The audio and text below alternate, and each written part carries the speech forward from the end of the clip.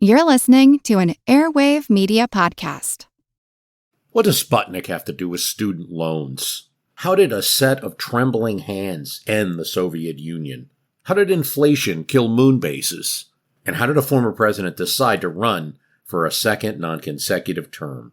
These are among the topics we deal with on the My History Can Beat Up Your Politics podcast. We tell stories of history that relate to today's news events. Give a listen.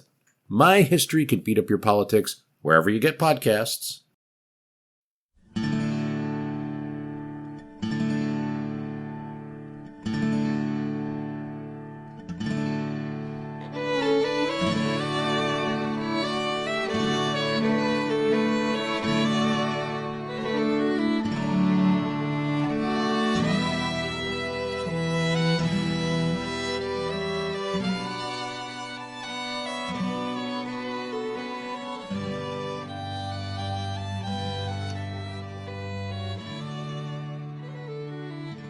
Hey everyone, thanks for tuning in to episode number 334 of our Civil War podcast.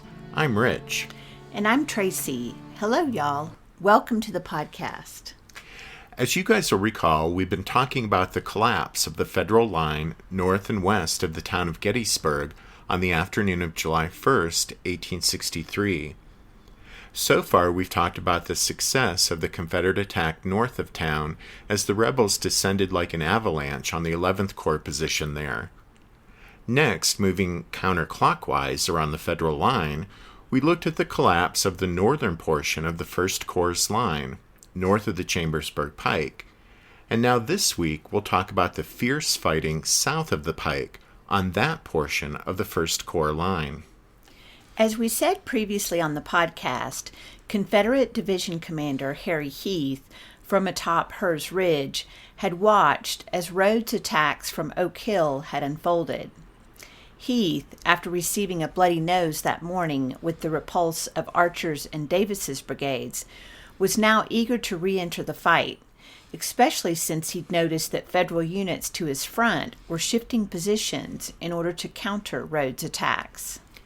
Heth was tired of standing idly by while there was fighting going on over across the way, and he appealed twice to Robert E. Lee for permission to advance. Lee answered Heth's first appeal with an emphatic no, but then the Confederate commander decided to seize the moment and attempt to take control of the escalating situation. And sometime around 2:30 that afternoon, Lee sent orders for Heth to advance.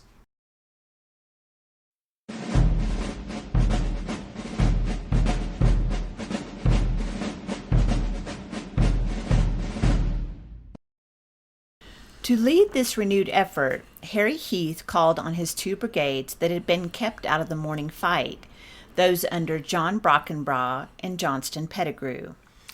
Forming into lines of battle south of the Chambersburg Pike and less than half a mile west of McPherson's Ridge, Brockenbrough's 800 Virginians formed up on the left of Heth's line, while the 2,500 men in Pettigrew's All-North Carolina Brigade, the largest brigade in the Army of Northern Virginia, fell in on Brockenbrough's right. What remained of Archer's brigade would advance to the right of Pettigrew in support. Heth's instructions were simple.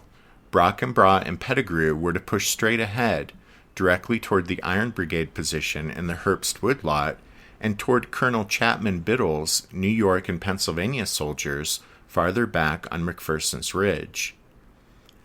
And by the by, but Heth's renewed push here, south of the Chambersburg Pike, roughly coincided with Rhodes' second effort from Oak Hill on the northern portion of the 1st Corps line. On the Federal side, holding the line south of the Chambersburg Pike, were three brigades. Nearest the pike was Colonel Roy Stone's brigade, now commanded by Colonel Edmund Dana after Stone's wounding. As y'all recall from an earlier discussion, the brigade was composed of three Pennsylvania regiments, the 143rd, the 149th, and the 150th. Stone's brigade had deployed around the buildings of the McPherson farm just south of the Chambersburg Pike. It had two of its three regiments facing north to counter the pressure from Rhodes' division. The constant skirmish firing and steady shelling made life tenuous in the exposed position near the McPherson farm. While the 143rd Pennsylvania waited to go into action, a bullet from Confederate skirmishers struck Private Jacob Yale above the eye, and he became the first fatality of the war from Company I of that regiment. Standing next in line to the fallen Yale, Simon Hubler heard his company's first sergeant order the men to close up the gap in the line. Hubler noted, quote, "This the men did with serious faces." Just south of the Pennsylvanians was the Iron Brigade, still holding the Herbst woodlot. During the noon lull in the action, the Black Cat soldiers received an unusual reinforcement. A bit earlier, Colonel Langhorne Wister of the 150th Pennsylvania had been startled to see a civilian dressed in an ancient swallowtail coat and a tall hat of similar vintage approach him on the firing line and have the old fellow declare that he wanted to join the fight. Wister could tell the man was serious, but the colonel decided that the position here was too exposed, so he suggested the man head over to the left where the Iron Brigade held the Herbst woodlot and where the man could at least be under some cover. This was 69-year-old John Burns, a shoemaker, veteran of the War of 1812, and a cantankerous old curmudgeon who had served as Gettysburg's town constable and was known to his fellow citizens as something of a character. Now, here on July 1st, he had shouldered his ancient flintlock musket and, with a pocket full of bullets, headed out to join in the defense of the town. Burns had apparently served with the Union Army as a teamster, that is, a wagon driver, in 1861, so it wasn't at all out of character for the feisty old fellow to take this opportunity to impress both his fellow townspeople and the fellow soldiers with his martial skill. After Colonel Wister sent him off to become the Iron Brigade's problem, Burns tracked down the lieutenant colonel of the 7th Wisconsin, John Callis, who advised Burns to go home or he'd get hurt. Rearing up and giving full vent to his hurt pride, Burns declared, "No, sir. If you won't let me fight in your regiment, I will fight alone. There are 300 cowards back in that town who ought to come out of their cellars and fight, and I will show you that there is one man in Gettysburg who is not afraid." Well, if that was what this peculiar old fellow wanted, then Callis had better things to do than argue with him. So a sergeant gave him a rifle captured earlier from one of Archer's rebels to replace his ancient flintlock, and John Burns made his way up to the skirmish line, where from behind a tree he took pot shots at the Confederates across the way. One Union soldier later admitted the old man was, quote, "as cool as any veteran among us." Burns would later say, "I pitched in with them Wisconsin fellers," and he blazed away at the rebels before suffering 3 wounds and being left behind in the Union retreat. He would spend the night lying out on the battlefield before finding help the next morning and being taken back to his home on Chambersburg Street. Luckily for him, the Confederates imagined they had rescued an unarmed old man who had wandered into the line of fire, instead of a civilian who had taken up arms, whom they would have been perfectly justified in shooting out of hand. Well, as it was, John Burns would be mentioned in Doubleday's report of the battle, would get to meet Abraham Lincoln in November when the president came to town to deliver a few remarks, and if you visit Gettysburg today, you can find a statue of the feisty old man along Stone Avenue, there on McPherson's Ridge, near where he pitched in with them Wisconsin fellers.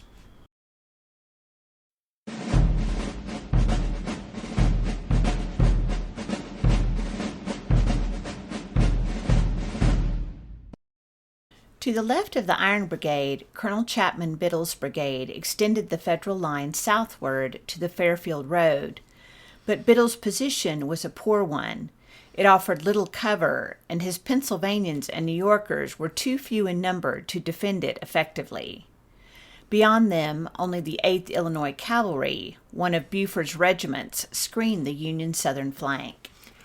Worryingly, the 1st Corps line here, south of the Chambersburg Pike, had no reserve behind it now, since Doubleday had been compelled to dispatch his last uncommitted brigade northward to reinforce Baxter's position up on the other end of the Corps line. At any rate, at around 2:30 p.m., Heth's Confederates advanced and ran head-on into the Yankee line here south of the Pike. What followed was one of the most ferocious hours of fighting in American history. Stone's Pennsylvanians clung tenaciously to the McPherson farm despite their difficult position, which exposed them to pressure from Rhodes rebels to the north and from Brockenbrough's Virginians to the west. Colonel Dana, now commanding the brigade, skillfully maneuvered the 3 regiments of Pennsylvanians to meet Brockenbrough's attack, bringing the Virginians' advance to a temporary standstill. While the Pennsylvanians clung to the McPherson farm like grim death, the Black Hat boys of the Iron Brigade held their ground in the Herbst woodlot, as to the right of Brockenbrough's stalled line, Pettigrew's North Carolinians continued to move forward across Willoughby Run and directly into the teeth of the Federal fire. It was here on the afternoon of July 1st that one of the most famous regimental duels of the entire war would play out between the Federals of the 24th Wisconsin and the Confederates of the 26th North Carolina. In front of the 26th North Carolina, which was advancing in the center of Pettigrew's brigade, stood the 24th Michigan, the junior regiment of the Iron Brigade, having joined up with it the previous fall. But in the Herbst woodlot that July afternoon, these Michigan men proved themselves equally as tough and as determined as their black-hatted comrades from Indiana and Wisconsin.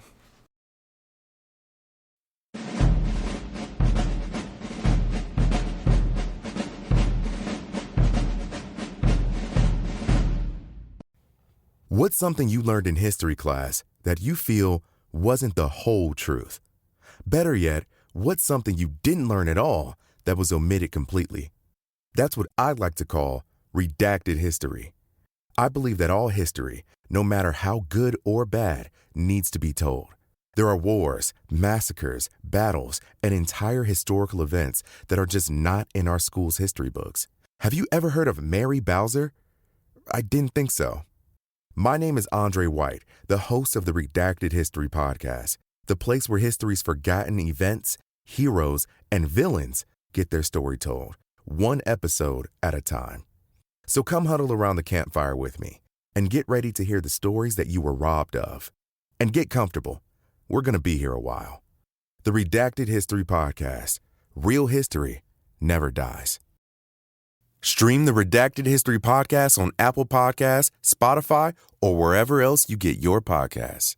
Did archaeologists discover Noah's Ark? Is the rapture coming as soon as the Euphrates River dries up? Does the Bible condemn abortion? Don't you wish you had a trustworthy academic resource to help make sense of all of this?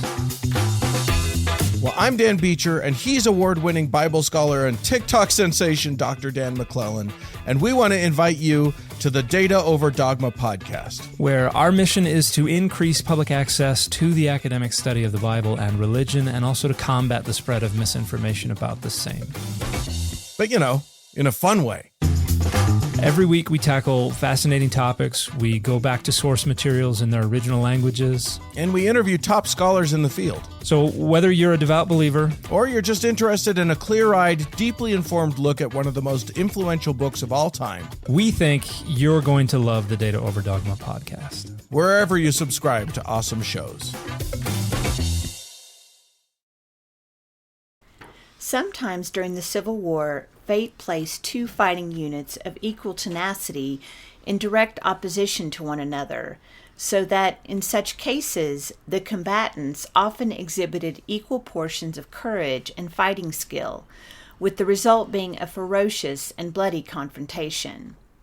The short but horrific struggle of the 26th North Carolina and 24th Michigan on the afternoon of July 1st at Gettysburg was one of those confrontations. The troops in these two regiments, those who walked off the field and those who didn't, earned for themselves a measure of glory that day. The rival regiments shared many qualities. Their training and discipline meant both ranked as among the best drilled regiments in their respective armies. Brave, competent officers looked out for both these Tar Heels and Wolverines, something that unfortunately wasn't true among all Civil War formations. And then the 24th and 26th were both formed from companies whose members came from the same close-knit communities of their states. In fact, both regiments were distinguished by the number of kinfolk in their ranks. For example, 16 members of the same family answered roll call in one company of the 26th North Carolina, while 135 brothers shouldered muskets in the 24th Michigan. Such a tight grouping of relatives helped reinforce a unit's fighting prowess, since the men would be more likely to stand firm on the firing line when they knew family members would be counting on them, and that any hint of cowardice would follow them back to their hometown. As Rich mentioned a couple of minutes ago, the 24th Michigan was the junior member of the Iron Brigade, having joined the formation in October 1862. In fact, they had only received their coveted black hats in late May 1863, and so at Gettysburg would be fighting their first battle wearing them, which was no small factor in pushing them to fight their hardest. Entering battle on July 1st, the 24th Michigan numbered 496 men and was commanded by Colonel Henry Morrow. At the time of the Battle of Gettysburg, the 26th North Carolina was part of Johnston Pettigrew's brigade, which also included the 11th, 47th, and 52nd North Carolina regiments. The all-Tar Heel formation was the biggest brigade in the Army of Northern Virginia, and at over 800 men, the 26th North Carolina was one of the largest regiments on the field at Gettysburg, Union or Confederate. Henry Burgwin Jr. had taken command of the 26th when its first colonel, Zebulon Vance, was elected governor of North Carolina. Burgwin, a mere 21 years old and nicknamed the Boy Colonel, had been a cadet at the Virginia Military Institute after graduating from the University of North Carolina, where his brigade commander, Johnston Pettigrew, was a professor. While at VMI, Burgwin's abilities were noticed by one of the school's instructors, Thomas Jonathan Jackson, who had yet to earn his famous nickname, Stonewall. Jackson provided Burgwin with a glowing recommendation for a commission in the Confederate Army, and his former VMI professor made an unforgettable impression on the boy colonel, who copied Stonewall's emphasis on discipline and drill. Pettigrew's brigade started its advance from a position about 400 yards west of Willoughby's Run, with nothing but open fields in front of it down to the stream. The Iron Brigade was just east of the Run, with the 24th Michigan spread along a 200-yard front, positioned between the 19th Indiana and 7th Wisconsin. The regiment was forced into an awkward angle, bending its right back to meet the 7th Wisconsin, and with its left swung back to connect with the 19th Indiana. During the noon lull, Morrow voiced his concern that the 24th was in an untenable spot and asked several times to be repositioned, but each time his request was refused. On the other side of the field, Burgwin was impatient to begin the fight and was relieved to finally receive the order to advance. The well-drilled Tar Heels stepped off and approached Willoughby Run in splendid order, as if on parade. One watching Union soldier said that the Confederates advanced in, quote, as pretty and perfect a line as a regiment ever made, every man endeavoring to keep dressed on the colors. Colonel Morrow ordered his Wolverines to open fire as soon as the 26th stood up to advance. The Tar Heels' advance was little affected by that first volley, which for the most part went over their heads, But the rebels did take a beating from the Federal artillery firing from back on Seminary Ridge. The 26th lost 2 color bearers even before negotiating Willoughby Run, and they continued to take heavy losses as they made their way across the stream.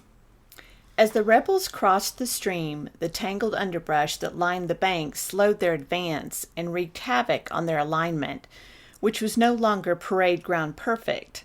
But despite this, they pushed onward toward the Federal line. Morrow was forced to pull the 24th Michigan back from the stream into the trees of the Herbst woodlot. The Wolverines brought off the retrograde movement in an orderly fashion, and they continued to pour lead into their assailants. After crossing the run, the Tar Heels reformed their line and then moved up closer to the enemy in the trees ahead. The opposing lines were now in such close proximity that they could hear each other's officers giving orders. 40 paces separated the combatants, then just 20 paces. It was at this point of the fight that the losses in the 2 regiments were heaviest. Near the middle of the woodlot, the North Carolinians and Michiganders stood almost toe-to-toe, loading and firing as fast as humanly possible, pouring sheets of musketry into each other. The 52nd North Carolina had advanced in echelon behind the 26th and had done so largely unobserved by the Federals. The 52nd, along with the 11th and 47th North Carolina, overwhelmed the 19th Indiana, and the surging Confederate troops moved around the Iron Brigade's left flank, forcing back the 19th Indiana. With the collapse of such vital support on their flank, the men of the 24th Michigan found themselves exposed to a withering crossfire from the front and left. Captain William Speed of Company D fell dead with a shot through the heart as he tried to refuse or bend back the left end of the regiment's line to meet the onrushing Confederates. The carnage continued without pause. 2 more men went down while carrying the 26th North Carolina's colors forward. By this time, Harry Heth had been knocked out of the fight with a head wound, but Johnston Pettigrew, watching the action, sent a messenger to tell Burgoyne, quote, "Your regiment has covered itself with glory." Lieutenant Colonel John Lane of the 26th reported, quote, "The engagement was becoming desperate. It seemed as if the bullets were as thick as hailstones in a storm." End quote. The Tar Heels continued to advance as the Wolverines, hard-pressed and taking significant casualties, retreated one step at a time halfway up the slope, firing all the way. There the Federals paused briefly, but then continued their slow withdrawal. There was no panic in their ranks, but by this time, shortly after 3 p.m., only about a quarter of the men of the 24th were still on their feet and fighting. Too overwhelmed to hold and too proud to break, the Michiganders fought on. The 2 regiments were locked in a ferocious, bitter combat, and the color bearers on each side remained tempting targets in the midst of the bloody contest. The 26th North Carolina's flag fell several times in quick succession, but each time a new volunteer would grab the standard as the regiment continued to press forward. When yet another of these brave color bearers fell, Henry Burgoyne, the boy colonel, made his way over to the spot and picked up the flag. Burgoyne shouted for his men to dress on the colors as he raised the flag. Private Frank Honeycutt approached Burgoyne and requested the colonel give him the colors. As Burgoyne turned to hand the flag to Honeycutt, a bullet drilled into him, punching through the 2 journals he carried, smashing through his rib cage, and tearing through both his lungs. Mortally wounded, the boy colonel lived for 2 more hours. Private Honeycutt was shot in the head as he retrieved the fallen colors, now stained by Burgoyne's blood. A bit farther up the ridge, Colonel Morrow took the colors of the 24th Michigan to rally his troops to a new line of battle, by some counts their 5th of the fight. Private William Kelly came up tomorrow, saying, "The colonel of the 24th Michigan shall never carry the colors while I am alive." But no sooner had Kelly taken the flagstaff in hand than he was shot and dropped dead. Morrow got hold of the regiment's colors once again, but by then he was bleeding profusely from a head wound and had to relinquish command. Every foot of ground was now being contested. The 24th Michigan was nearly surrounded as the men continued to back up, inching up the ridge and out of the trees toward the seminary beyond, where the battered 1st Corps troops here would make their final stand. Meanwhile, back amongst the trees in the Herbst woodlot, torn and bleeding bodies littered the ground. During this epic, terrible battlefield duel, the 24th Michigan lost 9 color bearers killed or wounded, and only 27 of its men would answer roll call on Culp's Hill later that evening. The 26th North Carolina lost 14 color bearers that afternoon, and only 99 of its men were accounted for that evening. Both regiments suffered over 70% casualties that day. Captain Romulus Tuttle's Company F of the 26th North Carolina suffered the most astounding loss, as every man in the unit was killed or wounded. Company F went into action on the afternoon of July 1st with 3 officers and 88 enlisted men. 31 were killed or mortally wounded, and the remainder were wounded, including Tuttle. The Federals' retreat out of the Herbst woodlot and off McPherson's Ridge to Seminary Ridge ended this phase of the fighting for the 2 regiments, and none too soon, or the hard-hitting Tar Heels and the stubborn Wolverines might well have fought to the last man.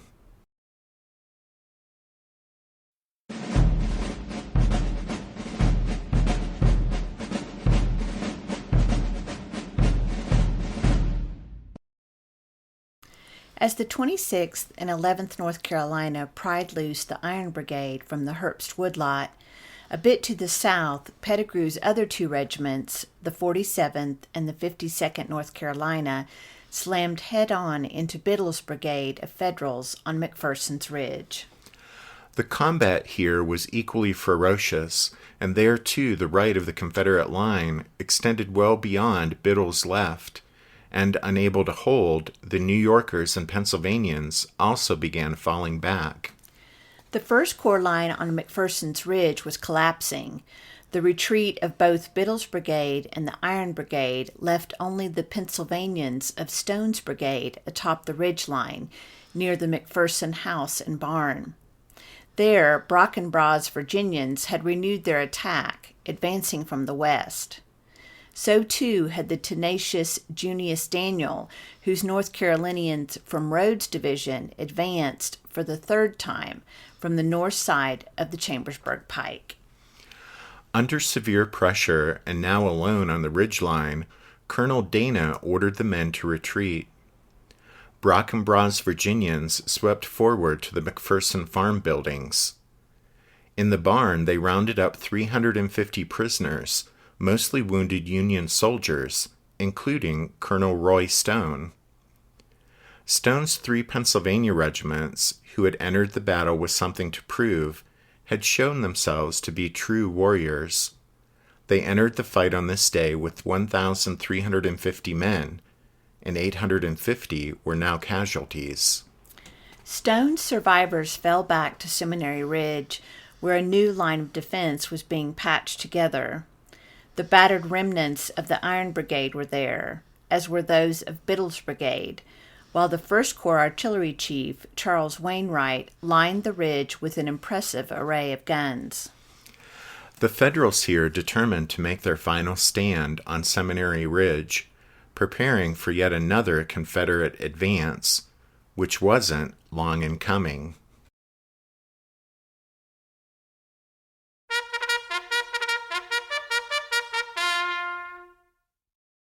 That means it's time for this episode's book recommendation, which is Covered with Glory, the 26th North Carolina Infantry at the Battle of Gettysburg by Rod Gregg.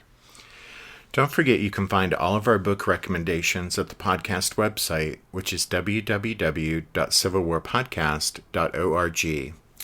As we wrap up this show, we want to thank the newest members who have signed up over on Patreon to support the podcast. So thanks to Scott, Ben, Neil, and Francis, Joe, John David, Sean, and Perry. And thanks to Stephen C., George A., and Dio Franco for their donations.